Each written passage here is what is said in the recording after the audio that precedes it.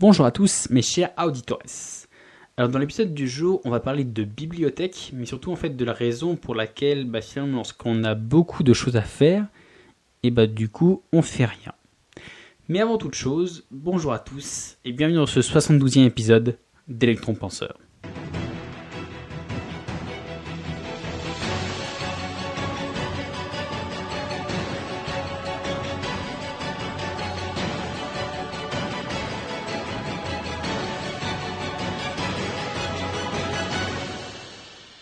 Alors, déjà, comme vous l'avez vu dans le titre, c'est 1 sur 2. Oui, parce que ça commence presque à devenir une habitude ici, pour les sujets un peu complexes, un peu techniques ou autres. J'aime bien maintenant les couper en deux, histoire qu'ils ne soient pas trop longs ou autres.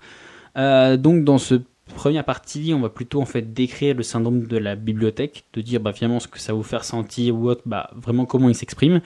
Et on va dire vraiment, je vous préviens tout de suite, il va être assez sombre, assez dark. Si vous avez des Xanax, commencez à attaquer le début de la boîte. Voilà, ça va être un peu, parce que le syndrome de la bibliothèque, il a un petit côté un peu dark. Et en fait, dans l'épisode 73, donc celui de la semaine prochaine, il verra plus les solutions ou les contres finalement à ce syndrome. Voilà, on attaque. Alors, finalement, le syndrome de la bibliothèque est un élément comportemental défini par Sonia Zanab dans son livre « Vivez Flow, vivez heureux », que j'avais sûrement dû déjà vous en parler. Alors du coup, avant toute chose, cette bibliothèque, elle n'est pas à confondre avec le syndrome de la bibliothèque de Babel, qui est complètement autre chose. On fera peut-être, sûrement un épisode dessus un de ces jours, si ça vous intéresse. Comme d'habitude, n'hésitez pas à me le faire savoir par Facebook. Alors, parce que en fait, juste pour vous décrire rapidement, en fait, la bibliothèque de Babel, c'est une nouvelle qui a été écrite par Georges Louis Borges en 1941, et en fait, qui décrit tout simplement une bibliothèque où, en fait, dans cette bibliothèque, il y a tout le savoir passé, présent et futur qui est compilé. Voilà, absolument tout est dans cette bibliothèque, et donc du coup, finalement, la créativité, elle n'existe plus parce qu'il suffit juste de piocher le bon contenu pour, avoir la nouvelle parfaite, la 17 parfaite, ou savoir comment tout fonctionne. Donc du coup voilà, c'est complètement autre chose, mais finalement, voyez l'idée, si ça vous tente, n'hésitez pas, faites-moi un retour et du coup on en fera un épisode. Donc non, comme je vous l'ai dit, ici on va parler du syndrome de la bibliothèque qui a été développé par Sonia Zanab en 2019. Alors qu'est-ce qu'il dit, ce fameux syndrome de la bibliothèque ? En fait, finalement, c'est le sentiment de profonde impuissance, de manque de temps qu'on a finalement lorsqu'on regarde nos bibliothèques qui sont remplies de livres complètement pleins de poussière, et que finalement on n'a jamais eu le temps de lire, et qu'on n'a pas le temps de lire. Donc du coup, finalement, ce syndrome, il nous renvoie directement à la plus grande peur de notre thématique, à savoir la perte de temps. Parce que finalement, on a l'impression de ne pas avoir le temps de lire, de ne pas avoir le temps de tout lire, et lorsqu'on se dit « Ok, c'est bon, on s'y met, on attaque », et du coup, on reste tétanisé devant les étagères, parce que on ne sait pas quoi choisir ou autre. Pourquoi ? Comment s'en sortir ? On va voir tout ça ensemble. Alors déjà, à chaque fois qu'on passe devant notre fameuse étagère pleine de poussière, en fait, ça nous renvoie directement à notre mauvaise gestion du temps, parce que finalement, on sait très bien, avec les petits épisodes qu'on a fait, l'effet cumulé, épisode 61, toi-même tu sais ou autre, que finalement, si on prenait un peu le temps de lire un peu chaque jour, du coup, les étagères, elles seraient pleines de livres lus. Donc du coup, on va dire, c'est pas qu'on se dit on n'a pas le temps, c'est qu'on a mal géré notre temps, sinon on aurait dû déjà tout lire. Donc finalement, on va dire on a un peu ce rappel, un peu ce petit truc de culpabilité à chaque fois qu'on passe devant la bibliothèque. Donc du coup, la première méthode de bourrin, ce serait de planquer sa bibliothèque, mais on va dire qu'on va chercher un peu plus courageux comme méthode que de juste faire une pièce pour enfermer votre bibliothèque. Donc du coup, on a déjà cette culpabilité de gestion du temps, auquel finalement se rajoute encore un petit peu de culpabilité. Finalement, c'est pas drôle si parmi toutes ces bibliothèques, il y a certains livres qui ont une valeur sentimentale, parce que c'est un héritage, c'est vos grands-parents ou quelqu'un qui est plus là ou autre qui vous l'a offert ou qui vous l'a donné, si c'est un cadeau, si c'est par rapport à un anniversaire, s'il y a un souvenir attaché à ce livre. Donc du coup, il y a en plus de cette petite culpabilité de se dire j'ai pas le temps de lire le livre, il y a en plus cette culpabilité qui se dit en fait, il y a un côté vachement émotionnel. En fait, on se dit que c'est un peu comme si on bafouait la mémoire ou l'attention de la personne qui nous l'a offerte ou qui nous l'a donnée. C'est de se dire, en gros, de se dire que, je sais pas, si quelqu'un qui vous a offert un livre pour vos 25 ans ou autre, un cadeau d'anniversaire, si vous dites, vous en avez 50 et il est toujours là et vous l'avez pas lu, vous avez l'impression de se dire, lui, il y a 25 ans, il a pris l'attention de se dire, je vais dans un magasin ou autre, aller acheter ce bouquin, qu'est-ce qui pourrait lui plaire ou autre, et que plus ou moins, moi, j'ai bafoué son attention. Ou que j'ai bafoué sa mémoire, si c'est quelqu'un qui vous a donné ce bouquin-là, on dit, lis-le, ça va t'aider ou autre, et que finalement, vous l'avez laissé de côté, c'est un peu comme si vous bafouillez, bafouer plutôt la mémoire justement de cette personne-là. Donc du coup, en plus de cette culpabilité de pas réussir à gérer votre temps et à lire les livres, il y a en plus la culpabilité de se dire la vache, en plus j'ai l'impression de faire du mal à quelqu'un, même si c'est juste dans votre tête. Et donc du coup, par-dessus toute cette culpabilité, on va en rajouter encore une louche avec finalement un peu de poussière par-dessus. Parce que la poussière, finalement, elle nous fait prendre conscience du temps qui passe. Et oui, qui aurait cru qu'un grain de poussière fasse plus mal au mental que le cadran de Big Ben? Et parce que là, en fait, plus il y en a, et plus ça fait longtemps que ce livre, il est là, qu'il est intact, qu'il n'a pas bougé, que personne n'a touché. Finalement, en fait, la poussière, c'est le plus grand révélateur physique du temps qui passe. Au-delà, avant de dire voilà, des rides ou autre, c'est vraiment, d'un point de vue complètement physique, c'est vraiment voilà, comme tout, plus il y a de poussière, plus vous dites, ça fait longtemps que ce truc-là, il n'a pas bougé. Donc du coup, vous dites, si voilà, en plus vous avez un livre qui a une valeur émotionnelle et qu'en plus vous vous rendez compte qu'il y a beaucoup de poussière dessus, du coup vous avez la double culpabilité de vous dire, et j'arrive pas à gérer ma vie ou prendre le temps de le lire, et en plus j'ai l'impression voilà, de passer à côté de moments de ma vie ou de pas faire honneur à la personne qui me l'a offert. Et donc du coup, par-dessus tout ça, si vous n'êtes pas encore écrasé sous des tonnes de culpabilité qui vous auront sûrement conseillé soit la fuite, soit le déni, du coup vous décidez à prendre le problème à bras le corps et d'avancer sur la bibliothèque. Et là, vous reprenez encore une petite rafale de culpabilité, sinon c'est pas drôle, parce que du coup, vous prenez soudain conscience qu'il y a trop de livres à lire. Pour certains cas, en fait, vous vous rendez compte que vous pourrez jamais tout lire en une seule vie, en une seule vie, c'est-à-dire en continuant à mener une vie normale à côté. C'est sûr que si vous essayez que vous vous coupiez du monde pour les 10, 15, 20 prochaines années, oui, vous aurez le temps de tout lire, mais de se dire que voilà, plus ou moins en lisant 10 minutes tous les jours, vous aurez jamais le temps de tout lire. Alors là, ça se rajoute par-dessus toute cette culpabilité, la peur du temps qui passe, la peur de la mort, la peur de perdre le contrôle de sa vie, et j'en passe. Bref, un bon petit cocktail pour l'explosif, on met tout ça dans un petit shaker, de la dynamite, de la TNT, on secoue, on regarde ce qui se passe. Et si tout ça vous a pas encore pété à la gueule et que vous avez encore le mental de continuer à avancer votre bibliothèque, il y a encore un petit soupçon de négativisme qui vous arrive encore plus dans la tête, parce que du coup vous vous dites, ok, ça marche, ça fait longtemps ou autre, mais allez, je vais pas me laisser abattre, je m'en fous du temps qui s'est passé, ce qui compte c'est ce que je fais là maintenant ou autre. Voilà, vous vous lancez avec toutes les bonnes phrases développement personnel, le meilleur moment pour planter un arbre, c'était il y a 20 ans, et le deuxième moment, c'était maintenant. Vous savez, voilà, cette fameuse phrase, vous dites, allez, no pain, no gain, tout ça, vous piquez à la testostérone ou autre pour pouvoir y aller, et finalement, vous avancez dans la bibliothèque.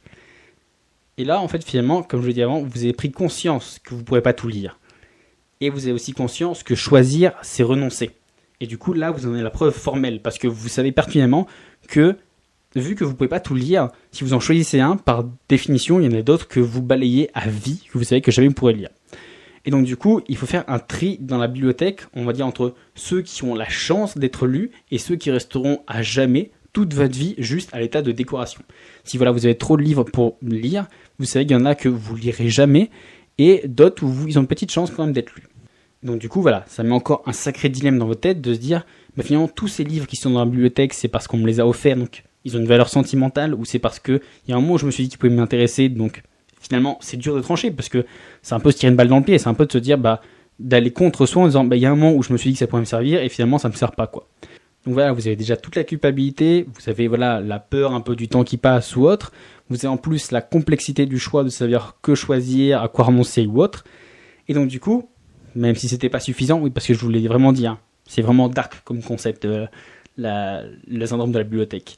Parce que comme c'était pas suffisant, et du coup, pour rajouter un petit peu de complexité dans votre choix, en fait, vous savez surtout que, selon un livre, souvent on passe plusieurs semaines, voire plusieurs mois à lire un livre. Et donc du coup, là où vous êtes, le choix finalement, ça devient un dilemme cornélien. En fait, ça devient impossible de décider. Parce que finalement, quel livre choisir pour dépenser au mieux le temps que vous êtes libéré. Si par exemple vous êtes dit, j'arrive pas à lire assez ou autre, allez, j'en ai marre de ma bibliothèque pleine de poussière, je me libère 10 minutes par jour ou autre pour réussir à avancer dessus, et en fait c'est de se dire, oui mais alors les semaines et les mois que je vais accorder là pour commencer ou autre, à quel livre je vais donner. Déjà, il a fallu que vous fassiez un tri dans votre bibliothèque entre les livres que vous avez une chance de lire de votre vivant, Après, pour lire quand même si vous êtes mort, hein, sait-on jamais. Mais voilà, on va dire dans votre vie, vous avez déjà fait un choix. Et après, parmi ceux-là, c'est de se dire, il y a une espèce de hiérarchie, de se dire lesquels il faut que je lise en premier ou autre, parce que voilà, ça va me prendre des mois et des semaines. Et tout le moment où je vais lire celui-là, je pourrais pas en lire un autre en fait finalement. Donc du coup là, vous avez plein de questions en fait finalement qui vous tombent dessus. Donc finalement, pourquoi ce livre-là en particulier, quel livre choisir? Finalement, pourquoi celui-là et pas un autre? Et finalement, quel savoir en fait finalement je vais décider de ne pas apprendre, plutôt que de se dire je préfère, voilà, je sais pas, si vous avez des trucs sur la philosophie, sur la métaphysique ou sur la conquête spatiale ou autre, c'est de se dire en gros à quel savoir vous allez renoncer pour avoir celui-là. Voilà, on a toujours un peu ce truc, l'aversion à la perte, on appelle ça. C'est un peu de se dire que voilà, vous avez plus peur de ce que vous pouvez perdre que ce que vous pouvez gagner. Et finalement, vous avez plein d'autres éléments qui se mettent. Et finalement, si le sujet me plaisait pas, si finalement j'avais perdu tout ce temps pour rien, si je me rends compte au bout de 2, 3, 4 semaines, 1 mois, que finalement, en fait, le livre il me plaît pas et j'ai perdu ce temps-là alors que j'avais pu l'utiliser pour un autre bouquin. Et même celui-là, là, vous savez, ce livre, il a l'air cool, mais finalement, il est gros. Alors, est-ce que finalement, ça vaut le coup d'y passer 6 mois à le lire, ou est-ce que finalement, vaut mieux lire ces 3 petits, qui ont l'air plus chiants, mais finalement, j'en lirai 3 dans la même période. Et donc, du coup, vous voyez un peu toutes les questions qui vous arrivent dans la tête, et du coup, vous devez faire un choix. Et le problème en plus, c'est que, comme c'était pas forcément assez vicieux par-dessus tout ça, en fait, vraiment, j'ai l'impression que le diable se cache dans cette bibliothèque. Alors, plus ça va, plus je me dis, voilà, en fait, vraiment, c'est l'enfer. À la fin, elle va prendre feu. Parce qu'en fait, finalement, plus vous passez de temps à hésiter, à se dire, bon, ok, d'accord, j'ai réussi à me motiver pour passer outre le déni de juste passer devant. J'ai réussi à me dire, ok, il faut que je lise un bouquin, donc du coup, j'ai éliminé une partie de la bibliothèque en disant, celle-là, je ne la lirai pas. Bon, ok, après, maintenant, je suis en train de me dire, ok, quel est le livre idéal par lequel commencer, ou celui que je dois lire en ce moment. Et pendant que vous êtes en train d'hésiter, en fait, l'horloge, elle tourne. Tout le temps de décision que vous avez, du coup, c'est finalement du temps que vous auriez pu utiliser pour commencer à lire un des livres.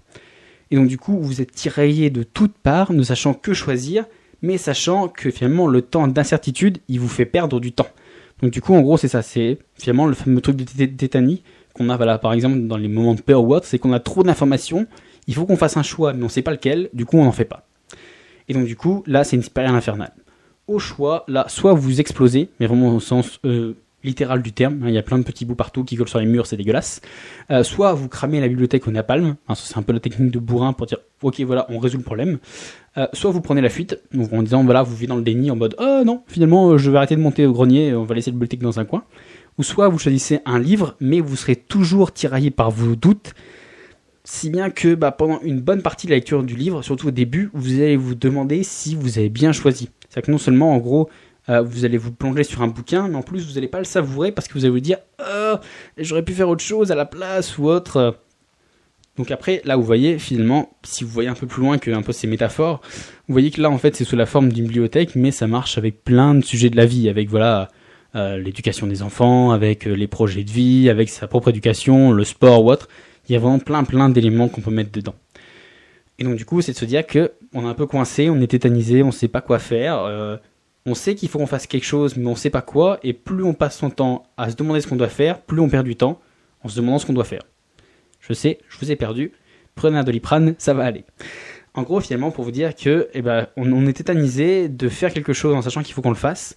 Et le temps, il tourne, et on se dit voilà, il faut qu'on choisisse, mais on sait pas que choisir.